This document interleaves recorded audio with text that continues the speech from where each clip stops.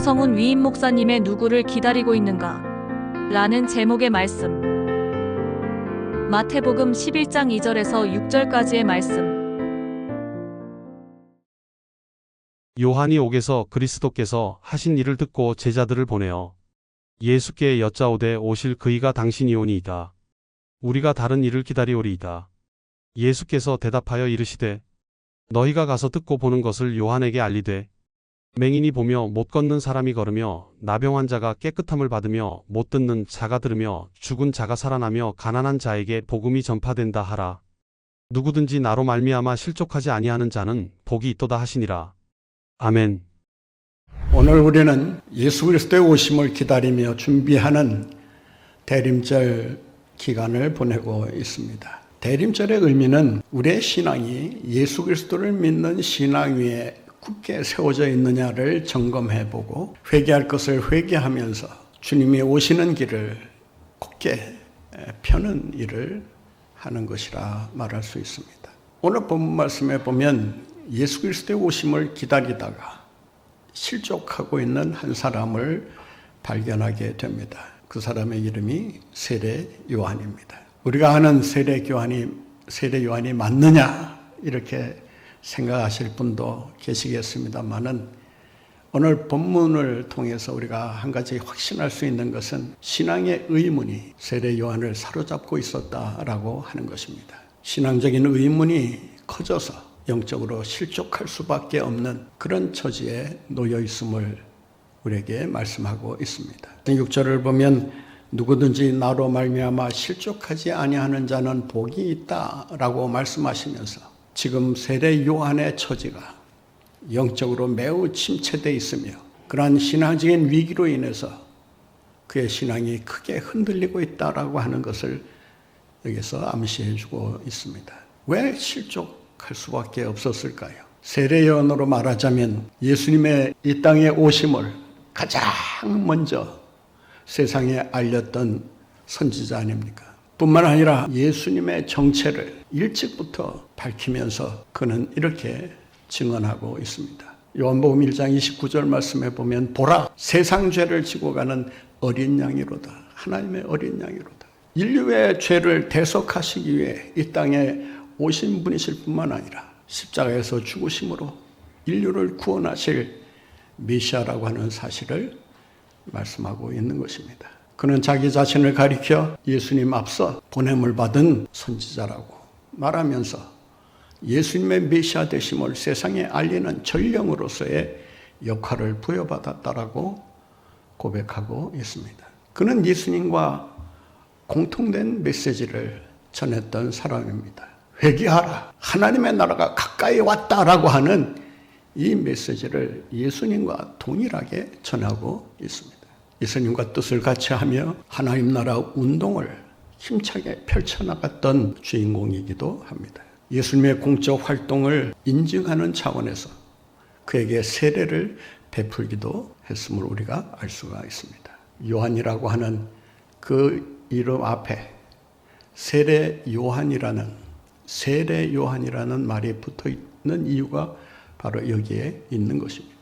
그 누구도 아닌 예수님에게 세례를 베푼 그런 선지자였기 때문에 예수님은 그를 가리켜 여인이 낳은 자 중에 가장 큰 자라고 높이 평가하면서 칭찬을 하시기도 했습니다. 그는 예수님을 보면서 저는 흥하여야 되겠고 나는 쇠해야 되겠다라고 하면서 겸손히 주님을 높이 섬기는 그런 모범을 보여주기도 했습니다. 신앙적인 면에서 그 누구도 따라올 수 없을 정도로 탁월한 면모를 보였던 선지자가 어째서 그의 신앙이 흔들리고 있으며 의문으로 인해서 실족하는 자리에 서 있게 되었느냐라고 하는 것입니다. 실족한다라고 하는 언어를 살펴보면 기분이 상한다, 마음에 상처를 준다 그런 뜻입니다. 예수 그리스도로 인해서 우리가 복받고 능력받고 은혜받고 살아야 하는데 예수 그리스도로 인해서 기분이 상하고 마음에 상처를 받는다면 그처럼 불행한 일이 어디 있겠습니까? 예수 그리스도의 오심을 기다리는 여러분의 기다림이 실족으로 끝나는 것이 아니라 성공으로 끝나는 이러한 축복이 함께 하시기를 간절히 바랍니다. 그가 실족할 수밖에 없는 이유가 몇 가지 있습니다. 첫째는 고난이 지속되기 때문입니다. 그는 지금 옥에 갇혀 있습니다. 미래를 알 수 없는 불확실성 속에 놓여 있습니다. 죽음에 대한 두려움이 순간순간 찾아오는 그런 상황에 놓여 있습니다. 오늘 본문 말씀 2절을 보면 이런 말씀이 있습니다. 요한이 옥에서 신앙이 흔들리는 이유가 무엇입니까? 지금 옥에 갇혀 있다는 그 이유가 그로 하여금 신앙의 의문을 갖게 하고 고난이 지속되면서 결국 실족하는 자리에 서게 되었던 것입니다. 우리도 고난과 시련을 겪다 보면 고난과 시련이 왔다가 바로 지나가면 다행이겠습니다만은 그렇지 않을 경우 우리는 고난이 지속되는 가운데 신앙적인 의문을 품게 됩니다. 왜? 어째서? 왜 하필 난가? 이런 질문을 하면서 우리는 하나님의 그런 처사를 못마땅하게 생각하고 불평할 때가 있습니다. 그는 옥에 갇혀있는 자신을 돌아보면서 그는 자기 자신이 얼마나 지금 한심한 처지에 놓여 있는가를 아마 보게 되었을 것입니다. 아무것도 할 수 없는 그런 상황 속에서 죽음의 위협을 받고 있는 그런 상황에 처해서 그는 내가 왜 이런 대접을 받아야 하는가? 내가 옥에 갇힌 이유는 내가 뭐 큰 잘못을 범해서 옥에 갇힌 것이 아니지 않느냐? 헤롯 안티파스에게 반인류적인 행태를 중단하라고 책망하면서 꾸짖은 그 죄밖에 없지 않느냐? 이복 동성의 아내를 자기 아내로 취해버리는 이런 폭거를 저지르는 그런 헤롯 안티파스에게 잘못됐다는 것을 분명하게 전하면서 정의를 세우게 힘썼던 것입니다. 내가 했던 일은 정의를 바로 세우려고 했던 일밖에 없는데 왜 나를 이렇게 이 지경으로 만들어 놓느냐라고 하는 것이 그의 원망의 내용이었던 것입니다.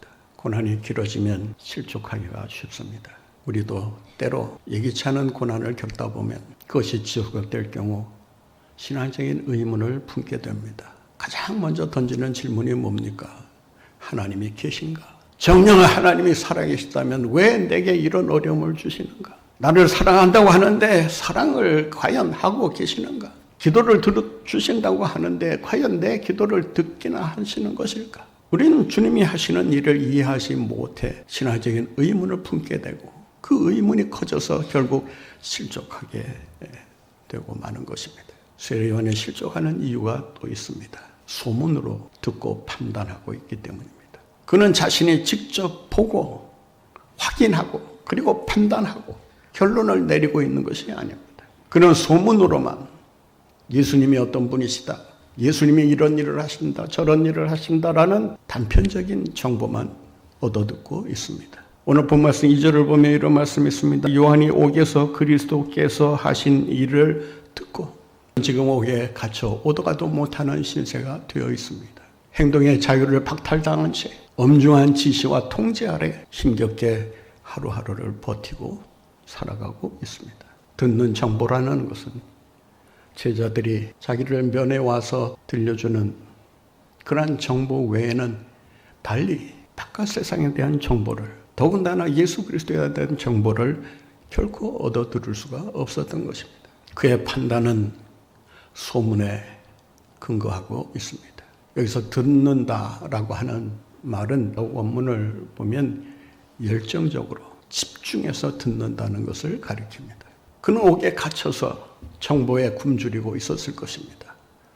바깥 세상이 어떻게 돌아가는지, 예수 그리스도가 메시아로 오셨다고는 하는데 도대체 예수 그리스도는 이 시점에서 도대체 무슨 일을 하고 계시는 것일까? 나를 구출하러 오는 것도 아니고 나를 위로하러 방문해 주는 것도 아니고 나를 이렇게 내버려 둘 수 있는가? 예수 그리스도가 이런 분이다 저런 분이다라고 하는 제자들이 들려주는 그런 소문에 의해서 예수님이 어떤 분이시다라고 하는 것을 어렴풋이 짐작할 뿐입니다. 우리가 신앙생활을 하면서 자칫 속아 넘어가기 쉬운 것이 있습니다. 소문에 근거해서 판단하고 결정하는 것입니다. 남들이 이렇더라 저렇더라 이런 소문에 귀를 기울이다 보면 갈피를 잡지 못하게 되고 판단이 흐려지면서 엉뚱한 결정을 하게 됩니다. 세례 요한은 자신이 직접 보고 듣고 확인한 그런 사실에 근거하지 않고 있기 때문에 그로 인해서 왜곡된 메시아의 모습을 그가 소문으로 듣고 있는 것입니다. 이런 상황 속에서 그의 의욕은 커져가게 되고 결국 어떻게 보면 도발적인 질문을 할 수밖에 없게 됩니다. 오실 그이가 당신입니까? 아니면 우리가 다른 일을 기다려야 합니까? 여러분 한번 생각해 보세요. 여러분이 예수의 입장에서 이런 질문을 받는다 해보세요. 자기의 정체성에 대한 의심을 품고 오리라 한 이가 당신입니까? 아니면 우리가 다른 일을 기다려야 합니까? 라고 했을 때 기분 나쁜 일 아닙니까? 언제는 메시아로 왔다고 세상에 나를 소개하기까지 했던 세례 요한이 어떻게 이런 의문을 품고 나를 의심할 수 있단 말인가? 우리의 신앙이 진실에 근거해야 합니다. 사실에 근거해야 합니다. 소문에 근거하는 한 여러분의 신앙은 왜곡될 수밖에 없습니다. 그가 실족하는 또 하나의 이유가 있습니다.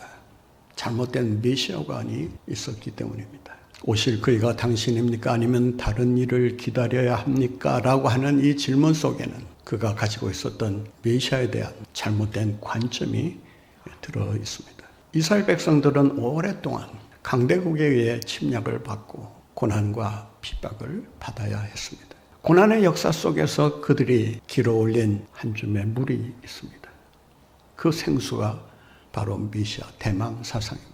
메시아가 오면 우리의 서름과 고통을 다 가져가 주시고 이 땅에 참 평화를 주실 것이다. 이 나라를 강대국으로 만들어 주실 것이며 부유한 나라로 떵떵거리며 살 수 있는 나라로 세워나갈 것이다.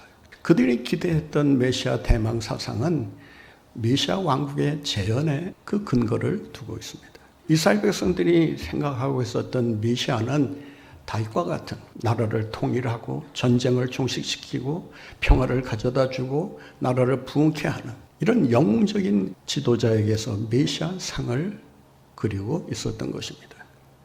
그래서 예수님이 예루살렘으로 입성하실 때 백성들이 예수님을 환영하면서 호산나 하면서 그를 호칭해서 부른 이름이 뭡니까? 다윗의 자손으로 오시는 이여. 다윗의 자손으로 오시는 이여라고 하는 이 호칭 가운데는 예수님에게서 다윗과 같은 어떤 메시아적인 그런 리더십을 찾고 있었던 것입니다. 그러나 예수님께서는 이들의 잘못된 메시아관을 물리치시고 내가 온 것은 죽으러 온 것이지 살려고 온 것이 아니다. 무력으로 원수들을 물리치고 악의 세력들을 심판하고 나라를 부강케 하는 그런 일을 위해서 내가 온 것이 아니다. 나는 너희들의 죄를 대속하기 위해 십자가에 죽으러 왔다라고 하는 이 말씀을 우리에게 거듭해서 말씀하고 있습니다. 힘의 사랑이 아니라 love of power가 아니라 power of love, 사랑의 힘. 세상 사람들은 파워를 사랑합니다. 그 파워만 있으면 얼마든지 세상을 바꿀 수 있다고 생각합니다. 뒤집어 엎을 수도 있다고 생각합니다. 그러나 우리 주님께서 이 세상을 바꾸시는 방법은 무력을 동원해서가 아니라 사랑의 힘을 보여주시고 십자가를 통해 우리를 구원하고자 하셨던 것입니다. 이 메시아관이 첨예하게 대립하면서 예수님에 대한 오해가 불신을 낳고 그 불신이 배척을 낳게 되는 결국 이 메시아관이 허물어지면서 예수님을 십자가에 못 박으라고 소리칠 수밖에 없는 그러한 결과를 초래했던 것입니다. 어떻게 해야 우리가 예수의 오심을 기다림의 성공을 거둘 수 있을까? 오늘 본문 말씀에 보면 질문을 예수님께로 가지고 갑니다. 그는 자기의 질문을 자기 속으로 생각하면서 자기 마음에 담고 있지는 않습니다. 혼자서 그 의문을 해결하고자 끙끙대지 않습니다. 전문가의 도움을 받기 위해 조언을 구하지도 않습니다. 그는 자신의 의문을 해결하기 위해서 제자들을 예수님에게로 보냅니다. 여기에 기다림에 성공할 수 있는 아주 중요한 열쇠가 있습니다. 인생의 문제를 해결해 주실 수 있는 예수 그리스도를 찾아가라는 것입니다. 여러분, 인생의 문제로 힘들어하고 계시지는 않습니까? 건강의 문제로 고통 가운데 놓여지는 않습니까? 자녀의 문제로, 직업의 문제로, 사업의 문제로 가정의 문제로 여러 가지 인생사로 인해서 힘들어하고 계시지는 않습니까? 그 모든 문제를 해결해 주실 수 있는 예수 그리스도를 찾아가시기를 바랍니다. 예수 그리스도를 만날 때 우리 주님으로부터 원하는 해답을 얻을 수가 있게 됩니다. 여러분, 기다림에 승리할 수 있는 비결이 여기에 있습니다. 예수 그리스도를 기다리는 데 있어서 그 기다림에 성공하기 위해서는 언약의 말씀을 붙들어야 합니다. 오늘 본문 말씀에 보면 예수님께서 세례 요한의 질문에 대해 내가 메시아다. 전에도 나를 메시아라고 증거하지 않았느냐? 내가 하나님의 아들 메시아다라고 밝히는 대신에 이사야 35장 예언의 말씀을 전합니다. 오늘 본 말씀 4절 5절을 같이 보겠습니다. 예수께서 대답하여 이르시되 너희가 가서 듣고 보는 것을 요한에게 알리되 맹인이 보며 못 걷는 사람이 걸으며 나병 환자가 깨끗함을 받으며 못 듣는 자가 들으며 죽은 자가 살아나며 가난한 자에게 복음이 전파된다 하라. 여러분, 그는 자기의 정체를 밝히는 대신에 언약의 말씀대로 예언된 말씀대로 자신이 어떤 사역을 하고 있는가를 보여주고 있습니다. 메시아가 오면 오늘 본문에서 말하고 있는 것처럼 못 걷는 사람이 걸으며 맹인이 보며 나병 환자가 깨끗함을 받으며 못 듣는 자가 들으며 죽은 자가 살아나며 가난한 자에게 복음이 전파된다. 이런 사역을 펼치는 자가 있으면 그 사람이 곧 메시아다라고 하는 것입니다. 예수님은 예언된 말씀을 그들에게 그대로 들려주시면서 자신의 메시아로 치유와 회복의 역사를 성취하는 메시아임을 보여주고 있는 것입니다. 사랑하는 성도 여러분, 신앙적인 의문이 들 때, 그리고 회의에 빠질 때, 때로는 우리의 신앙이 실족할 위기에 처할 때, 여러분, 그 일을 해결할 수 있는 길이 어디에 있는지 아십니까? 언약의 말씀을 붙드는 것입니다.